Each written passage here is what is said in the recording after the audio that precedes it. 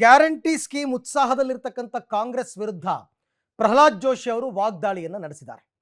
ಯಾರಾದರೂ ಮನೆಯಲ್ಲಿ ಹುಟ್ಟಿದ್ರೆ ಅದಕ್ಕೆ ನಮ್ಮ ಹಣ ಕಾರಣ ಅನ್ನೋ ಮಾನಸಿಕತೆಯಲ್ಲಿ ಕಾಂಗ್ರೆಸ್ ಇದೆ.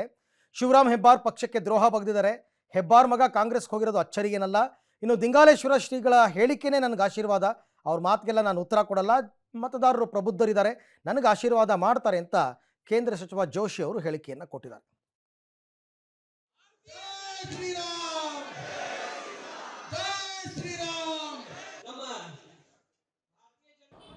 ನೋಡ್ರಿ,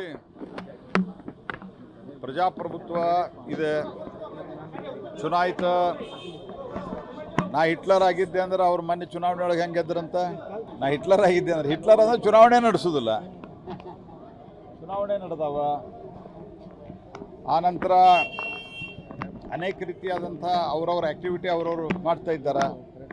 ಹತಾಶರಾಗಿ ಮಾತನಾಡಿದ್ದಾರೆ, ಅದಕ್ಕೆ ನಾನೇನು ಉತ್ತರ ಕೊಡಲ್ಲ. ಹತಾಶತನ ಇದು, ಡೆಸ್ಪರೇಟ್ ಅಟೆಂಪ್ಟ್. ಸರ್, ಈಗ ಮಾವರಿ ವಯಸ್ಸಾಗಿತ್ತು, ಜೈಲಿಗೆ ಹಾಕಿದ್ರು, ಅದಾದ್ಮೇಲೆ ಅವರು ಹಾರ್ಟ್ ಅಟ್ಯಾಕ್ ಆಗಿ ಕಾರಣ. ನೋಡ್ರಿ, ನಾನು ಅದ್ರ ಬಗ್ಗೆ ಭಾಳ ವಿವರಕ್ಕೆ ಹೋಗೋದಿಲ್ಲ. ಈ ದೇಶದಾಗ ಕೋರ್ಟ್ಗಳವ.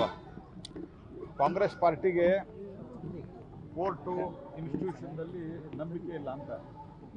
ರಾಯಲ್ ಕೋರ್ಟ್ನಿಂದ, ಹೈಕೋರ್ಟ್ನಿಂದ ಸುಪ್ರೀಂ ಕೋರ್ಟ್ವರೆಗೆ ಆ ಕೇಸ್ಗಳು ನಡೆದಿದ್ದಾವೆ.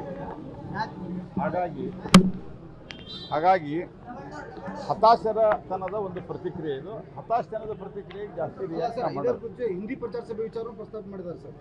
ಹಿಂದಿ ಪ್ರಚಾರ ಸಭಾ ಒಂದು ಇಂಡಿಪೆಂಡೆಂಟ್ ಸಂಸ್ಥೆ, ಒಂದು 100 ವರ್ಷದಿಂದ ಅದು. ಮಹಾತ್ಮ ಗಾಂಧಿಯವರು ಅಧ್ಯಕ್ಷಿದ್ರು, ಹಿಂದೆ ನಮ್ಮವರು ವಿಭೂತಿಯನ್ನವರು ಅಧ್ಯಕ್ಷಿದ್ರು. ಈಗ ಮತ್ತೊಂದು ಬಾಡಿ ಬಂದದ, ಅದಕ್ಕೆ ನನಗೇನು ಸಂಬಂಧ ಇಲ್ಲ.